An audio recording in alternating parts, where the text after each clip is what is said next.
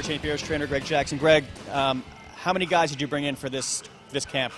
Well, they all kind of come down at various times. I think Nate Marquardt's right behind me, and so is Keith Jardine. He'll be coming in tomorrow. But we're all one team, so we just cycle the guys all the way through, and everybody helps each other out. What kind of camaraderie does George train under or with? You know, we're all brothers, and we don't fight each other. We're all out to help each other. So we have this real deep level of commitment to each other to help and to make each other better. And I really think that shows in our fights. When it's time for the guys to score on George, how hard do they go? Do they go all out on him?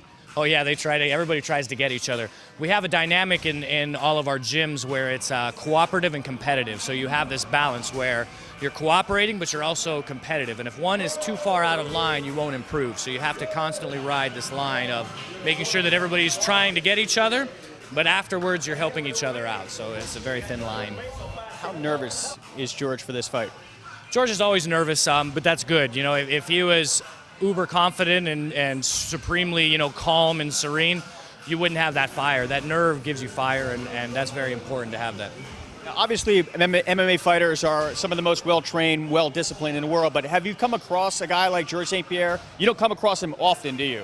No, not at all. He's amazing. Not just because of his physical attributes, which, speak for themselves, but it's really his mental acuity, it's his ability to stay coachable and humble with all of this pressure on him. So he's one in a million. He's an amazing, amazing guy. How do you, as a trainer, deal with a guy who's so good, so well-rounded, so famous, makes a lot of money? How do you stay humble when you're training somebody like him? Well, it's easy for me to stay humble because I'm really not that of important a guy. I'm in the background, I put the game plans together a little bit and show the specific moves, and then it's really all up to him. I mean, my part, I think, is not nearly as large as his part, so it's very easy for me to stay humble.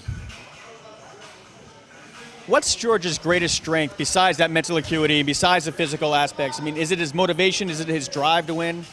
I think it really is. I think that he is very competitive, and he's able to stay hungry, and that's the real key. Is a lot of times people get into that situation, they want to sit back and rest on their laurels, but he's not one of those guys. He always wants to get better. He always wants to improve, and I think that's a real powerful tool that he has in his arsenal. One of George's strengths while he's fighting is every round he could come out and be a totally different fighter, would attack a totally different part of the body with totally different techniques. How many plans, A, B, C, D, do you guys go into a fight with? That is up to him. It's kind of a complicated issue.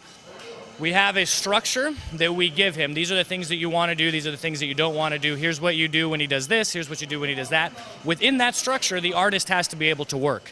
So you're tethered by it, but within that structure, you're able to move around. The BJ Penn fight is a great example of that. Once I saw that with BJ Penn, we were able to out-kickbox him. I wanted to take that away from BJ Penn. So even though our game plan was to take him down, in the second round I believe it was the second round, I wanted to kickbox him more because mentally I wanted BJ Penn to know that he couldn't win at that point kickboxing. So if he was going to try to get up from the guard, it was going to be no better for him, and that starts the breaking process. So that was something that we did on the fly a little bit that you can do with George once you see where the fight is going. So there's a little bit of that adaptation stuff, but mostly he pretty well sticks to the game plan. You guys, George, Faraz, and you talk about breaking a guy. What is the most important aspect of breaking the opponent? Is it finding his strongest point and then destroying it? No, it's finding what's called a safety zone, and that's a place that when he's in trouble, he goes to. It can be a clinch, it can be a takedown, it can be kickboxing, wherever he feels comfortable and safe, and then you have three ways of getting around it. You can either avoid it, nullify it, or smash it. And so depending on the game plan, you take one of those tenets and use that. What's Thiago Alves' safety zone? I can't say that yet, but hopefully we'll be able to exploit it and move around it. He's got great legs, obviously, but George said he's most dangerous with his left hook. The left hook is his big weapon, and actually his left knee as well. When you're trying to get inside, when your head goes inside of the shoulder, he's very good bringing that left knee up. And his left hook is really what does the most damage. A lot of people look at that right leg kick, and it's dangerous, but it hasn't really knocked anybody out. It hurts you, etc. That left hook can end your night, so we'll be very careful with it.